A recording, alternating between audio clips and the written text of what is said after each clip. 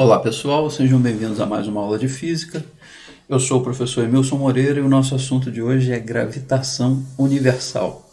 Um assunto por demais interessante que ao longo dos séculos aí tem chamado a atenção de diversas pessoas, né? E que lá pela Idade Média, infelizmente, foi motivo até de sentença de morte para muitos. Bom, a gravitação ela estuda as forças de atração entre massas, tá?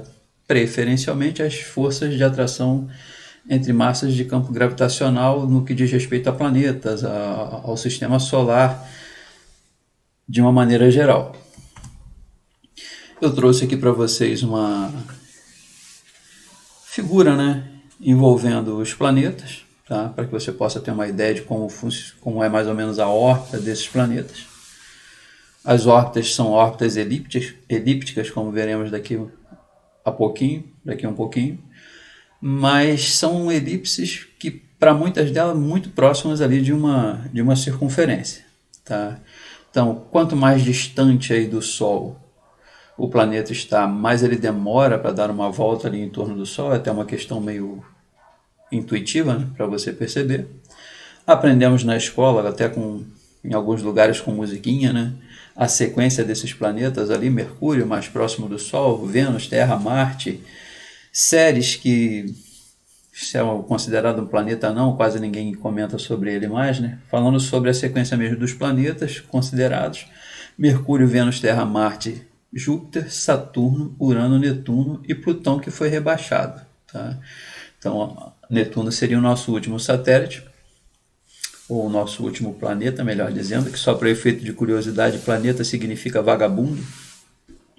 É estranho, né? Mas é porque quem deu esse apelido aí, né? Que mais tarde virou nome, ficava dizendo que eles estavam vagando, né, pelo espaço. Então surgiu essa ideia aí do vagabundo. Tá? Plutão, que não é mais considerado planeta, é o único que tem a órbita bem diferente da órbita dos demais. Os demais estão praticamente no mesmo plano, quase que no mesmo plano, mas Plutão não. Plutão teria uma órbita um pouco mais inclinada. Antes da gente falar sobre as leis de Kepler, que falar de gravitação universal sem falar de leis de Kepler é quase como tentar falar de dinâmica sem leis de Newton. A gente precisa se situar no que vem a ser uma elipse. Tá? A definição, que lá na matemática, se você ainda não viu, você vai ver, diz que a elipse é o conjunto de pontos de um plano para os quais a soma das distâncias d1 e d2, respectivamente a dois pontos fixos, que são denominados de focos, ela é sempre constante. Então a figura aqui para te dar uma ajuda. Ó. Eu tenho um ponto P, a distância de P até F1 mais a distância de P até F2, que são os focos da elipse. Qualquer ponto dela que você pegar, essa soma dessas distâncias será ou dará o mesmo resultado, ou seja, D1 mais D2 é uma constante. Isso é o que caracteriza a elipse. E as órbitas dos planetas em torno do Sol são elípticas. Então está aí a primeira lei de Kepler, né? A lei chamada de lei das órbitas. Em relação ao referencial no Sol, os planetas movimentam-se descrevendo órbitas elípticas, ocupando o Sol um dos focos da elipse. Tá? É bom ressaltar com você que quando o planeta está um pouquinho mais perto do Sol, você tem o periélio. Afastado, você tem o afélio. Então, peri de perto, hélio de Sol, mais perto do Sol, periélio. Mais longe, mais afastado, você tem o afélio. E quando se fala em raio médio da órbita, na realidade você está falando na soma da distância mínima com a distância máxima dividido por 2, que corresponderia ao semi-eixo maior aqui da elipse. Tá? D mínimo mais D máximo sobre 2, raio médio da órbita. Para que você tenha uma ideia, quando a gente fala em excentricidade da elipse, essa excentricidade é a razão, tá? Entre, quando você aprende na matemática, essa excentricidade é a razão entre os valores de C e A. Não vai fazer muita diferença para nós aqui, mas eu vou te dar uma ideia do que seria a excentricidade. Quando você tem uma excentricidade muito pequena, significa que a elipse está muito próximo de uma circunferência. Inclusive, a gente pode dizer que uma circunferência é uma elipse cuja excentricidade é zero. Excentricidade significa dizer o quanto que os focos estão distantes do centro. Então, quanto mais próximos do centro, mais próximos de uma circunferência. E para que você possa ter ideia, Mercúrio é o planeta que tem a maior excentricidade. Então, quem tem a órbita mais elíptica de todos eles é Mercúrio. Veja que a Terra tem uma excentricidade pequeníssima, 0,02, então a gente pode considerar até que a órbita da Terra é praticamente uma circunferência. Seria exatamente uma circunferência se fosse zero, né? Mas é muito próximo dele. E a de Netuno, então, muito mais, 0,009, essa é a excentricidade da órbita de Netuno. A segunda lei de Kepler diz que as áreas varridas pelo vetor posição de um planeta em relação ao centro do Sol são diretamente proporcionais aos respectivos intervalos de tempo. Inclusive, essa velocidade A aqui é chamada de velocidade areolar. Por que velocidade areolar? Porque tem a ver com a área. Tá? Então, o vetor que une o centro do Sol ao centro do planeta varre áreas iguais em intervalos de tempos iguais. Ou, em outras palavras, áreas diretamente proporcionais ao tempo. Tá aqui um desenho para que você possa ter uma ideia. Ó, se por acaso essa áreazinha 1 for igual à área 2, a gente pode garantir que o tempo 1 também será igual ao tempo 2. Acontece isso nas estações do ano, né? Já que cada estação dura 3 meses, né? São 4 estações durando 3 meses. Durante cada estação existe uma área varrida igual a outra. A lei dos períodos, tá? Que estabelece que para qualquer planeta do sistema solar é constante o quociente entre o raio ao cubo e o período ao quadrado. Ou seja, quanto maior a distância, maior também será o período. Essa é uma constante, chamada de constante de Kepler, que depois, com a lei da gravitação universal de Newton, pode ser comprovada, né, o seu valor. Para que você tenha aqui uma ideia, Mercúrio, que está ali pertinho do Sol, tá? O A seria unidade astronômica, tá? Que é baseada ali na medida da Terra até o Sol. Então, 1 ao A é a distância da Terra ao Sol. Para Mercúrio, 0,389, para Vênus, 0,724, e vai aumentando, evidentemente, à medida que você vai se afastando ali do Sol. Olha o período, o tempo que Mercúrio demora para dar uma volta em torno do Sol. 87,77 dias terrestres. Aqui, 224,70. O nosso planeta, a gente já sabe que são 365 dias e 0,25, né? 365,25. Marte, 686,98, vai aumentando. Olha para você ter ideia como é que Netuno demora para dar uma volta em torno do Sol. 60.185 dias para que ele complete uma volta em torno do Sol. E essa razão, tá? R3 sobre T ao quadrado, praticamente, né, igual ali para todo mundo. Tá? Essa razão ali, chamada de constante de Kepler. Vou te chamar a atenção para uma coisa, é muito comum as questões virem envolvendo dois planetas. Tá? Então, ele vai falar sobre o raio médio da órbita de um, período do outro, raio médio do outro e período também de um segundo planeta. Seria mais interessante você escrever isso aqui assim, ó. Em vez de escrever R1 ao cubo sobre T1 ao quadrado igual a R2 também ao cubo sobre T2. Eita. Acredite que isso aqui vai ser um 2 ao quadrado. Ficará melhor se você fizer o seguinte: escreva R1 sobre R2. Tudo isso aqui ao cubo igual a T1 sobre T2 ao quadrado. Tá, gente? Não enjoo de pedir desculpas a vocês, que a letra é terrível, tá?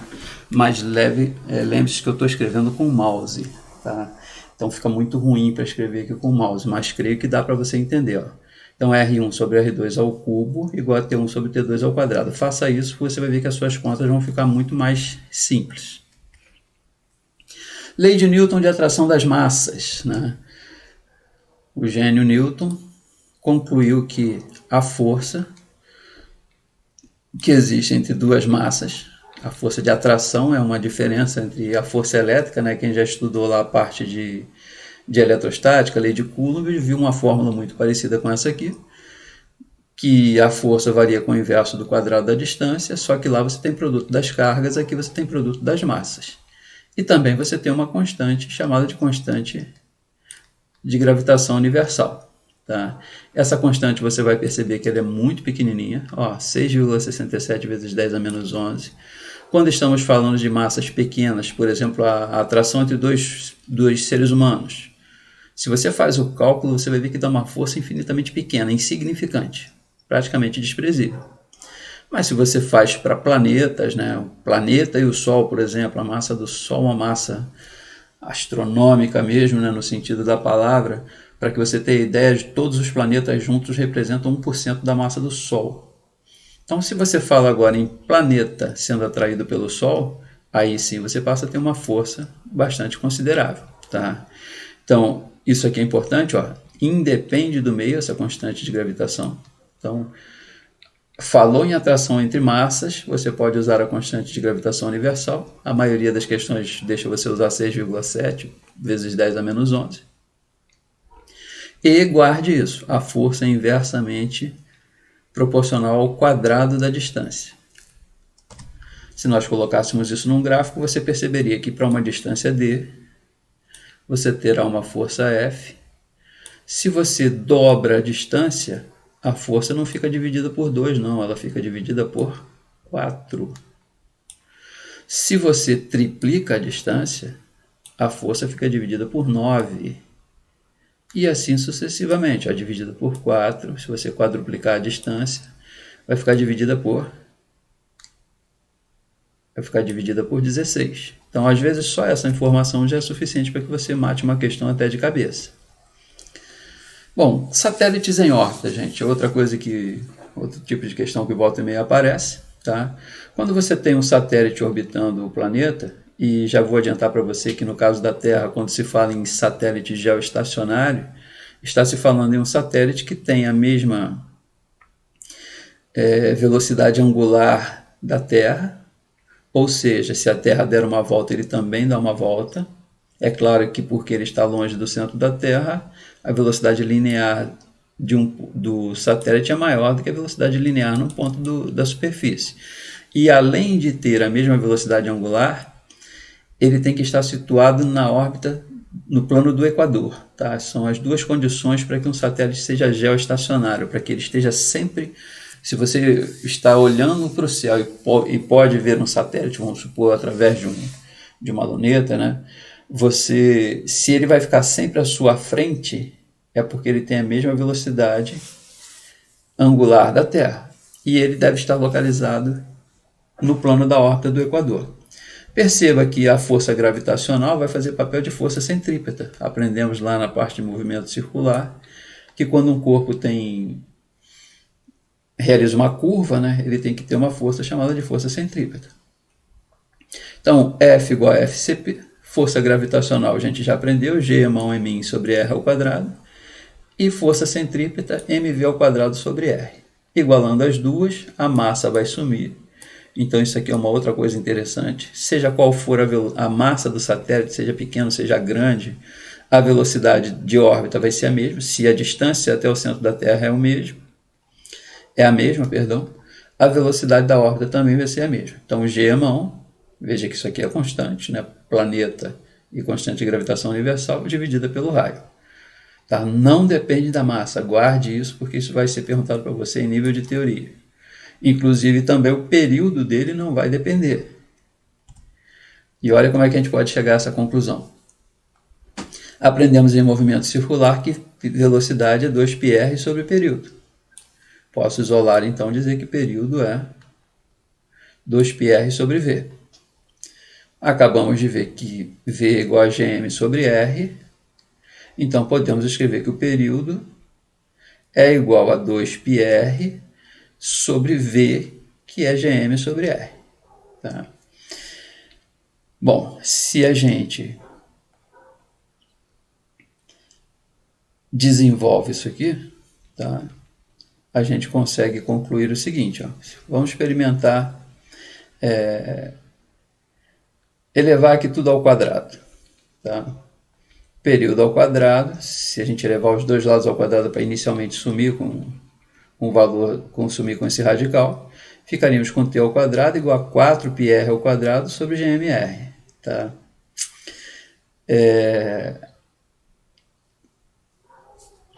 Esse r vai passar para cima multiplicando, vai virar r ao cubo. Tá? O gm vai continuar na parte de baixo e extraindo novamente a raiz quadrada, a gente consegue concluir que o período é 2π raiz de r ao cubo sobre gm.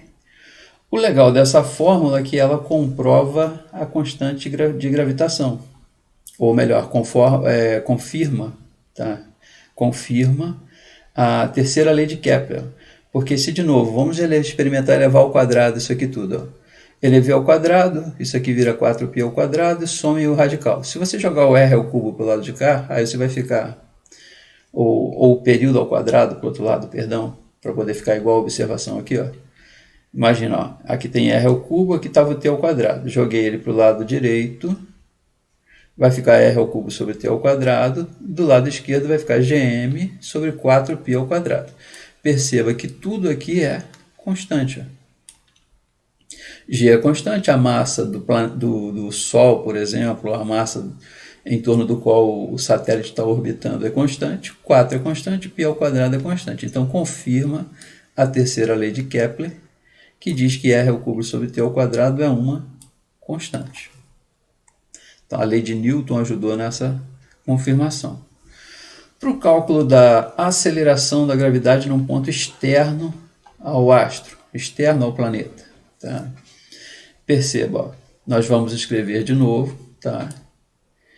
Que força que o corpo está sendo atraído com a força gravitacional. É G mão em mim sobre D ao quadrado, e note que D é essa distância total, tá? Nunca se esqueça disso, ó. Quando você usa o D para o cálculo da força gravitacional, é a distância do centro do corpo até o centro do planeta. Então vão tentar te enrolar com essa situação, vão te dar a sua altura. Não se esqueça de que você precisa incluir o raio do planeta no cálculo. Então F é G mão em mim sobre R mais H ao quadrado. Mas essa força a gente aprendeu lá no início que também pode ser calculada fazendo mg, que é a força-peso, né? F igual a mg. Se você iguala, olha aquilo que a gente falou, ó, a massa vai sumir, a aceleração da gravidade não depende da massa do corpo. Então, nesse ponto aqui, tendo ou não tendo um corpo de massa m, o valor de g vai ser o mesmo. G é mão sobre R mais H ao quadrado. Então, isso aqui é a dica, tá? Não se esqueça de incluir o raio do planeta. Então, o resultado acima evidencia que G independe da massa de prova, tá? A massa que comprova que existe gravidade naquele ponto, porque o fato do corpo cair está indicando a existência de campo gravitacional. Olha, para você ter uma ideia aí, os valores da aceleração da gravidade com a altitude, a variação, né, que não é uma variação assim, ó, tão grande, mas ela existe, tá? Então, em altitude zero, 9,806. 1.000 metros de altitude, olha como é que variou um pouquinho, 9,803. 4.000 metros, 9,794. Por isso que quando a gente faz exercício de queda livre, a gente considera, para qualquer variação de altura ali, né, a aceleração como sendo constante. E se a gente quiser calcular a aceleração da gravidade na superfície do astro, aí obviamente a altura vai ser zero, né? Então você vai usar simplesmente Gmão sobre R ao quadrado. Alguns valores de gravidade nas superfícies dos planetas, para que você possa ter ideia, tá? É muito comum que as questões também falem em gravidade da Lua. A gravidade na Lua é 1/6 da gravidade da Terra, aproximadamente. Então, Mercúrio, 2,647. A Terra, como a gente já sabe, 9,806. Olha Júpiter, que gravidade tem. Ó. Por que ele tem uma gravidade muito grande? Porque ele vai ter uma massa também muito grande. Planetas com massa maior vão acabar tendo uma aceleração muito maior, né?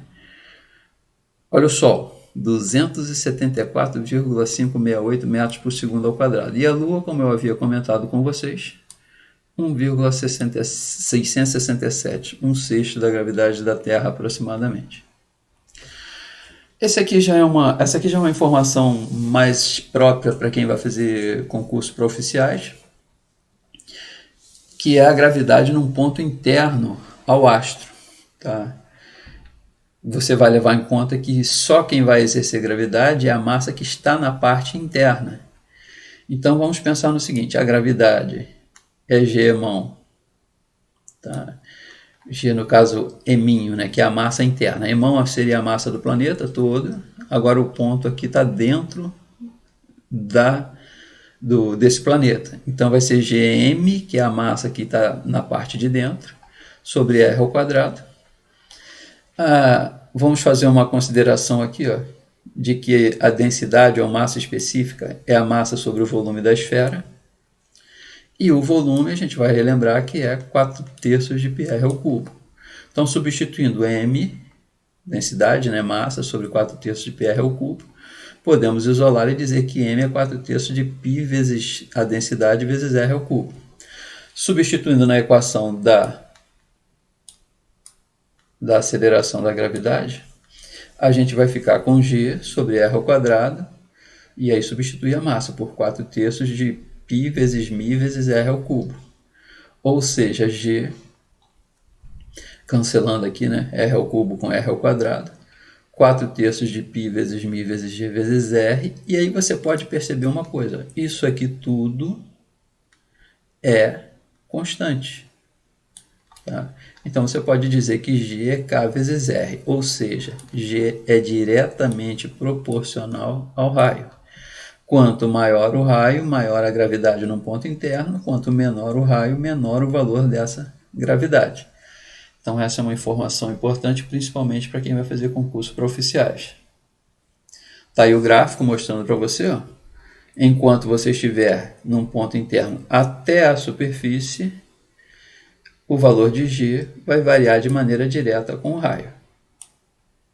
Quando chegar na superfície, você tem Gmão sobre o próprio R ao quadrado, enquanto você está ali dentro, G é proporcional à distância x. E dali para lá, aquela hipérbolezinha, porque Gmão sobre x ao quadrado, né, varia com o inverso do quadrado da distância. Bom, pessoal, a nossa teoria acaba por aqui. Espero que vocês tenham gostado. Até a próxima e fiquem na paz.